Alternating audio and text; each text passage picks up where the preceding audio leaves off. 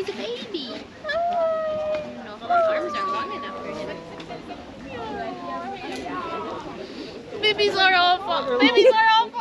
صباح الخير او مساء الخير عليكم. مبدئيا انا مش مصدقه ان انا اخيرا بعمل الفيديو ده. خد مني وقت كتير جدا علشان اخد الخطوه في اني اجهزه وعشان بقى انزله. كفايه كده يعني، مش معقوله احلى رحله في حياتي اكون لغايه دلوقتي لسه ما وردكوش، ما عملت لهاش فيديو، خصوصا ان الرحله كلها عباره عن حيوانات، فدي اهم حاجه في الوجود بالنسبه لي. Welcome to حمد International Airport. اللي قدامكم ده يا جماعه مطار حمد الدولي في قطر. طبعا زي ما انتم شايفين هو تحفه فنيه. احنا الرحله كانت ترانزيت لقطر من القاهره لقطر، وبعد كده قعدنا ساعتين ترانزيت، وبعد كده رحنا 6 ساعات على مطار نيروبي في كينيا. هو عادي في طياره ممكن تطلع من القاهره على نيروبي على طول ال6 ساعات مره واحده، يعني ملهاش لازمه ان احنا نلف من القاهره لقطر ومن قطر لنيروبي، ولكن منظمة الرحلة كانت بتفضل طيران قطر أكتر، فأنا كنت طالعة معاها أي حاجة بتقولها كنت بعملها بصراحة. معلومة يا جماعة، أنا في شغلي القديم من ضمن المشاريع اللي كنا شغالين عليها هو الCCTV بيزنس بتاع مطار حمد الدولي. فلما زرت المطار لأول مرة كان عندي إحساس بالفخر حتى لو كنت جزء صغير قوي من تكوين المكان ده. في انتظار ميعاد الطيارة الجاية، فاضل تقريبا ساعة، فمش عارفين بقى نعمل ايه. غالبا هنروح نتفرج شوية على السوق الحرة وبعدين نطلع الطيارة ننام بقى. بالنسبة يا جماعة، انتوا كل الناس اللي هتشوفوهم معايا في الفلوجات اللي جاية احنا حرفيا كنا لسه متعارفين على بعض في المطار، تقريبا كانوا اسرع ناس اتعودت عليهم في حياتي. معايا في الفلوج. انا عايزه اعرف كل دول رايحين كينيا يعملوا ايه. لا ما تقوليش كده، عشان برضو احنا اكيد الناس بتسأل علينا احنا رايحين كده نعمل ايه. سيبكوا بقى من مقتطفات المطار والطياره والحاجات دي كلها، احنا جايين هنا نتكلم في المهم. انا ايه اللي خلاني اخد قرار اني اسافر كينيا لوحدي؟ الحقيقه يا جماعه ان انا كنت في مرحله انتقاليه من حياتي، كنت بسيب شغل ورايحه شغل جديد، فكان عندي اجازه جاب اسبوعين ما بين الشغل القديم والشغل الجديد. بعد 5 سنين كامراه عامله اخيرا قدرت اني احوش واخد قرار زي ده. وايوه انا قصدي ان انا اقول ان انا خد مني 5 سنين شغل عشان اقدر اني احوش لرحله زي دي. ان انا من الناس اللي زي ناس كتير اتاثروا جدا بالسوشيال ميديا وبفكره الانفلونسرز اللي كل شهرين 3 يتصوروا في بلد جديده ويحسسونا او ينقلوا لنا صوره غير واقعيه ان السفر 3 4 5 10 مرات في السنه ده الطبيعي. بس لا، هو الطبيعي ان اي حد عنده مسؤوليات، سواء بقى اب وام عندهم اولاد او سواء حد زي حالاتي تعبان وشقيان في انقاذ ومساعده الحيوانات، المنطقي ان احنا ناخد وقت لغايه ما نقدر نحقق حاجه زي دي. فبما ان انا اوشكت على بلوغ سن ال30، بما ان انا عندي اجازه تقريبا مش هلاقي اجازه طويله زيها تاني لفتره طويله، قلت انا مش هستنى حد ولا هستنى حد من صحابي ولا هستنى حد من اهلي لما يفضلي، انا هسافر، يعني هسافر في الاجازه دي. اول قطه زبونه. ازيك؟ انتي قطه كينيه، انتي قطه كينيه، انتوا شبه البلدي عندنا اهو. انا عايزه اسافر، اروح رحله تنسيني ال5 سنين اللي فاتوا من عمري ومن تعب الشغل ومن كل حاجه. ولما كنت بدور في الشركات اللي بتطلع رحلات كلها كانت بلاد ما كنتش حاسه ان انا حابه قوي ان اروحها دلوقتي. بعدين فكرت قلت انا الحاجات دي سهل قوي ان انا اطلعها مع صحابي لما يكونوا فاضيين او لما بقى كلنا نحوش تاني مره اخرى. بس انا حلم حياتي اني نفسي اشوف حيوانات في بيئتها الطبيعيه. تقريبا مفيش حد تاني حواليا ممكن يكون بيشاركني نفس هذا الشغف. حرفيا انا ما خدتش يومين تدوير على الرحلات على النت، انا في اليوم التاني طلع لي اد على الانستجرام، الاعلان مكتوب فيه بالظبط لو انت شخص بتحب الحيوانات، لو انت شخص هتسافر لوحدك، لو نفسك تحس بنفس احساس احمد السقا في فيلم افريكانو، يبقى لازم تطلع معانا كينيا. انا اول ما شفت الاعلان ده خلاص اشتريت، ما فكرتش تاني. دخلت بس اتاكدت ان هي صفحه كويسه، وعرضت الموضوع على اهلي، وطبعا بعد اقناع ما كانش كتير بصراحه لان انا كنت مصممه اني هطلع اتواصلت مع منظمه الرحله وخلاص، واتفقنا على كل حاجه وهي شرحت لي كل حاجه، وبعدها بيوم دفعت لها الفلوس. وهحط لكم في الديسكريبشن تحت لينك البيج بتاعتها. ويلا نبتدي الرحله. انا تعبانه واليوم لسه ما ابتداش. ما تستغربوش يا جماعه، ده وش واحده بقالها يوم بحاله بتسافر. لما وصلنا طبعا ما كانش فيه راحه، يا دوب طلعنا الاوتيل، غيرنا هدومنا، ريحنا شويه، صلينا، دخلنا الحمام، الحاجات الطبيعيه دي، ونزلنا عشان نروح اول وجهه لينا في نيروبي وهي الجيراف سنتر. عندي احساسين عكس بعض.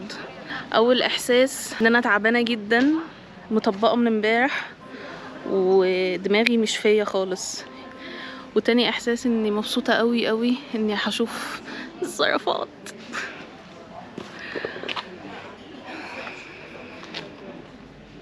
هو مكتوب هنا ان الجيراف سنتر تم تجديدها في 2023، بس الحقيقة ان هي تم انشائها في 1979.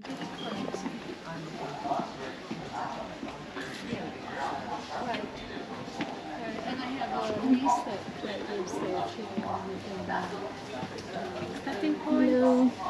Hello. Hello. I have some giraffe food. Yes, please. But before that, Yeah. I want to show you how.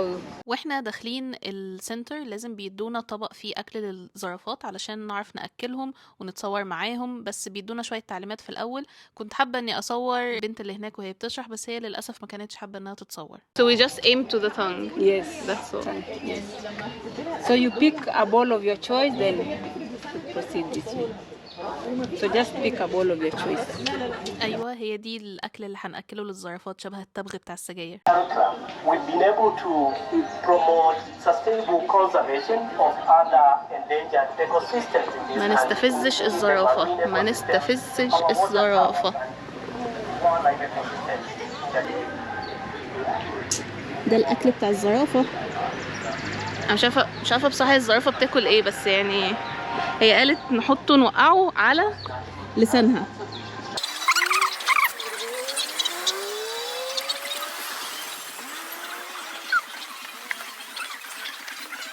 هي الزرافات نايمه ولا ايه؟ الزرافه ظهرت. لا انا كده فوق.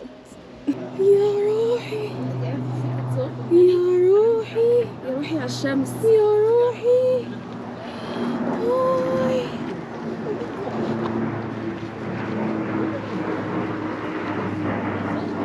Can I try?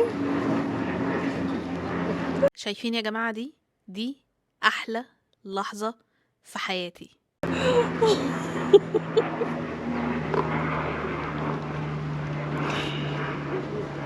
ازيك؟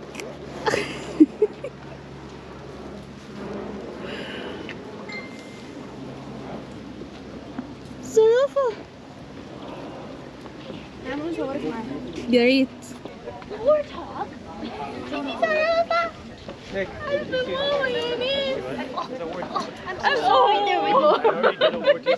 She's trying hard. I was trying that short arm. Don't go over. Team effort. Are you able to get a picture while you're doing that? جماعة خدتوا بالكم ان انا كنت بحاول اطقم مع الزرافة؟ اي نعم في الاخر طلع ان ده الشكل بتاع الفهد، بس يلا الحمد لله. والله هموت وابوسها. You're adorable. اوكي دي البيج بوس. اوبس. يعني انا مش خايفة، بس هما انتي بتاكلي كتير قوي على فكرة. Why are they standing like this? They're just fine. They are resting. Resting? They feel like they're not real. Yeah. الزرافات وهي واقفة مريحة شكلها كأنها مش حقيقي، شكلها كأنها لوحة مرسومة، حاجة على التلفزيون. مش قادرة أصدق إن أنا شايفة المنظر ده حقيقي واقعيا، شايفة الكائنات دي قصادي.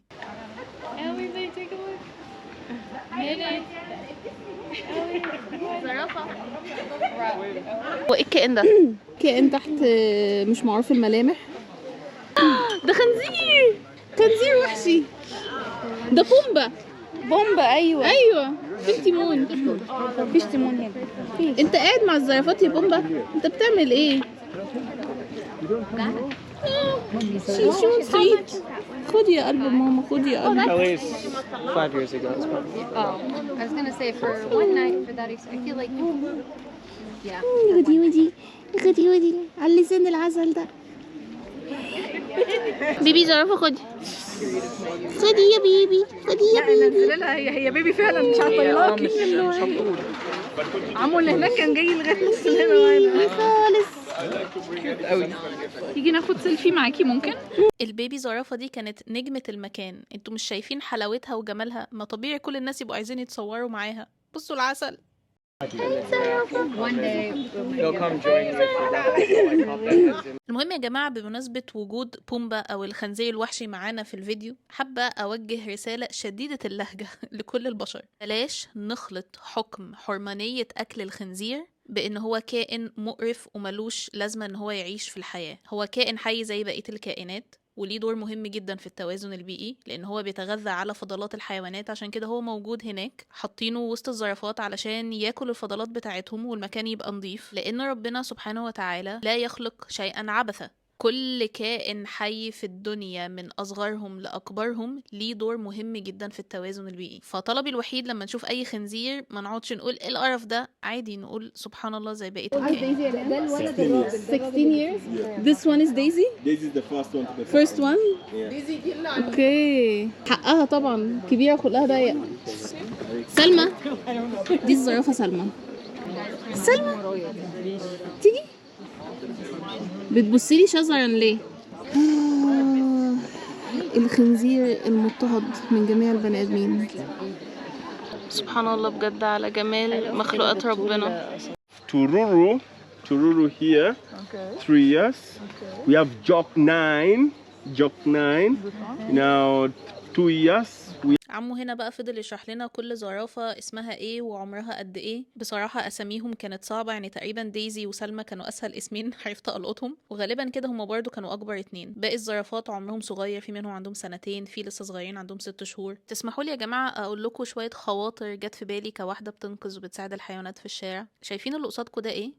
دي حيوانات برية عايشة في بيئتها الطبيعية. طب نيجي نسأل السؤال الفيلسوفي، القطط والكلاب بيئتهم الطبيعية فين؟ هل منطقي ان بيئتهم الطبيعية تكون الشارع وسط الاسفلت والكهرباء والعربيات ولا مفروض ان هم يبقوا عايشين في الغابة وسط الاسود والنمور والقرود والزرافات والفيلة؟ هو الواقع انه الكلاب والقطط جايين من سلالات تانية برية واكبر منهم، لكن على مر السنين لما الانسان او البشر بيتقدم خد بعضا من الحيوانات واستأنسها. واكيد الكلام ده مش من قريب، يعني هو موضوع الاستئناس الحيوانات ده من زمان جدا جدا جدا. يعني فزي ما دلوقتي في القطط المستأنسة او القطط اللي بنربيها في البيوت، في السلالة الاكبر اللي هم جايين منها الاسود والنمور وهكذا عايشين في بيئتهم الطبيعية عادي. والكلاب نفس الكلام، زي ما في دلوقتي الكلاب المستأنسة اللي ممكن نربيها تحرس وهكذا، في السلالة الاكبر منها زي الذئاب وهكذا. فالاجابة انه ما نجيش بعد ما الحيوانات دي استأنسناها وخليناها تتعود او تعتمد على وجود البني ادمين في حياتها كعامل اساسي ان هم يعرفوا يعيشوا ويلاقوا اكلهم، نرجع نغدر بيهم لما نلاقي ان مسؤوليتهم زادت علينا. والقطط اللي كانت في البيوت نرميها في الشارع، الكلاب اللي كانت في البيوت نرميها في الشارع، وحتى القطط والكلاب البلدي اللي عايشين في الشارع نروح نسمهم ونقتلهم بسبب ان هم بيتكاثروا كتير واحنا تعبنا وزهقنا من كتر وجود الحيوانات في الشارع. فنيجي بقى نقول خلاص نعقمهم علشان نحد من التكاثر ونعرف ان احنا نوفيهم احتياجاتهم. نرجع نلاقي ناس تقول لا حرام ونحرمهم من غريزة الأمومة والأبوة والتكاثر. طب يعني هو مش حرام ان احنا بعد ما عودناهم على حياة معينة ان احنا نغدر بيهم ونرميهم في الشارع يتعرضوا للسم والقتل والخبط بالعربيات؟ وفي حيوانات بيحصل لها كسر بتعيش بإعاقة باقي عمرها، في حيوانات بيحصل لها شلل، في حيوانات بيحصل لها بتر، وفي حيوانات ما بتتلحقش أصلا وبتموت. في حين ان احنا بقى نرجع للقصة من اولها الاصلية، انه هو ده البيئة الطبيعية. يعني الحيوانات دي، الزرافات والحيوانات اللي عايشة في البرية، هي اللي من حقها انها تتكاثر براحتها وتجيب في حيوانات وتزيد وهكذا، لانها السيركل اوف لايف. هيبقى في حيوان اكبر ياكل الاصغر، هيبقى في توازن بيئي. لكن القطط والكلاب لما يفضلوا يتكاثروا وفي الاخر الموضوع بيؤدي لاذيتهم هم في بيئة اصلا مش بيئتهم، فهو الحقيقة ان التعقيم هو الحل الوحيد اللي هيحميهم ويحافظ عليهم. على قد لا عادي، دول خنزيرين كانوا بيتخانقوا مع بعض بس. What's the purpose of the salt? Increase what? Calcium. Okay. من الحاجات المفيدة اللي كانت بتتحط للزرافات علشان يقعدوا يلحسوا فيها أحجار بتبقى مليانة بالأملاح والكالسيوم، بتساعدهم على إن هم يحصل توازن في الجهاز الهضمي بتاعهم، وكمان بتحميهم من السموم لو لحسوا أي مواد كيماوية في الزرع اللي بياكلوه. تعالي يا بتبوتة انت بيبي زرافة. لا انت مراهق. انت مش بيبي، انت مراهق.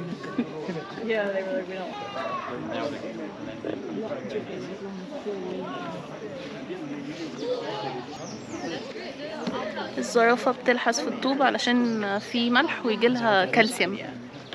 صح يا زرافة؟ شعوب العالم مهما اتجمعت على الطبيعة لازم يبقى فيه زبالة، لازم يبقى فيه نفايات. نفاية زبالة. ليه؟ على قد تعبي وعلى قد ما انا حاسة اني بجد انا لو نمت انا ممكن ما اصحاش غير بعدها بيومين مثلا من كتر التعب، بس حاسة انه كله يهون واني مش قادرة اشبع منهم خالص. اكتر حاجة بجد بتحسسني براحة نفسية هي الطبيعة وكائنات ربنا المختلفة، ان انا اقعد اتفرج واتفكر واسرح معاهم. عامة انا اعتقد ان دي حاجة من انواع العبادة، يعني ان الواحد يتأمل في خلقة ربنا ويتأمل في قدرته على ان هو يوجد حاجات مختلفة وجميلة كده وسطينا. مش عارف انا يعني، خلوا بالكم برضه انا تعبانة، فانا مش عارفة انا بقول ايه بالظبط، بس انا بقول حاجات حساها.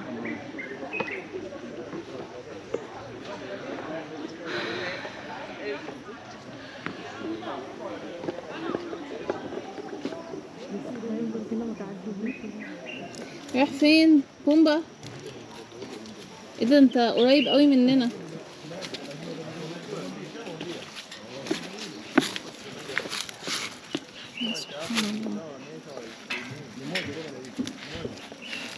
بصوا بيعمل ايه.